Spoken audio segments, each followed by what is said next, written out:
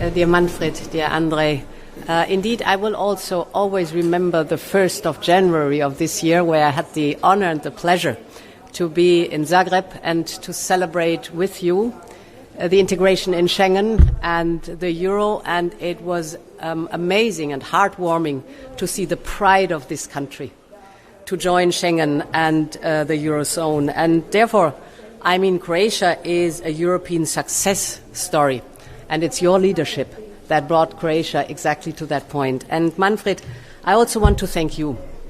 For the last 4 years, we have together navigated through manifold crises.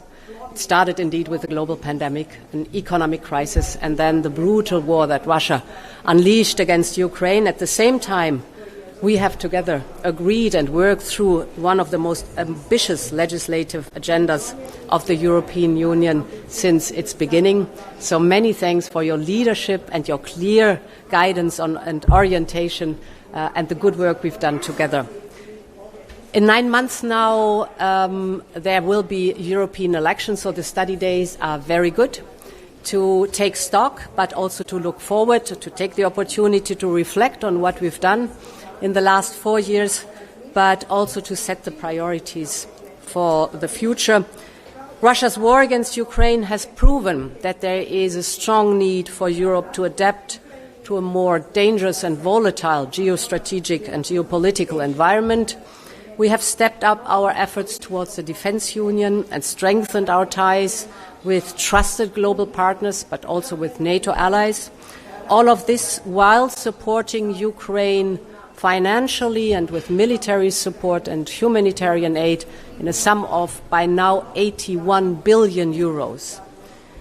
We've seen Russia's strong blackmail on energy that strained our energy system, but thanks to a very determined and united answer, we've gotten largely rid of our dependency of Russian fossil fuels. Energy prices that were skyrocketing last year in summer have come back to pre-war levels, but we know that they remain structurally high. So this is one of the topics we will discuss when we look at competitiveness in the international scene. A key solution to that is to engage and to improve the clean technologies, because this increases our independence. It is good paying jobs here. It's homegrown energy. It reinforces our competitiveness and strengthens our sovereignty. Another challenge we must face is irregular migration.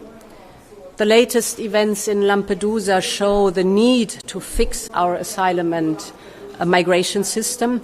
And thanks also to EPP, we have made good progress, and I thank you for that, Manfred, and your leadership in adopting proposals that are core to the Pact of Migration and Asylum. I strongly urge now the Member States to find agreement on the crisis regulation in the meeting of the Ministers for Home Affairs today. We must now finish the job. We must ensure proper implementation of the Migration and Asylum Pact then in the European Union. We need these common rules. And let me stress this, our citizens, rightly so, expect that it is Europe that will decide who comes to us and under what circumstances, and not the traffickers and smugglers. As EPP, we know organized crime, and these are the traffickers and smugglers, must be fought. Finally, enlargement is indeed, we all three mentioned it's a topic that is very close to our heart. The past enlargement has been a great success for countries such as Croatia and a great benefit for the European Union. So we must replicate this with the current candidate countries. Of course, it's a merits-based process, but this requires simultaneously structural reforms in the candidate countries and a parallel track of reform on the side of the European Union. It is very important that we explain to our member states and to our citizens that in the new geostrategic environment, an enlargement, merits-based, is strengthening us and is necessary and beneficial for us. So, this is a view on the discussions we will have today. Many thanks again for the invitation. It's good to be back in Croatia, and it's good to be together here with our EPP. Thank you. Let's go to work. Thank you.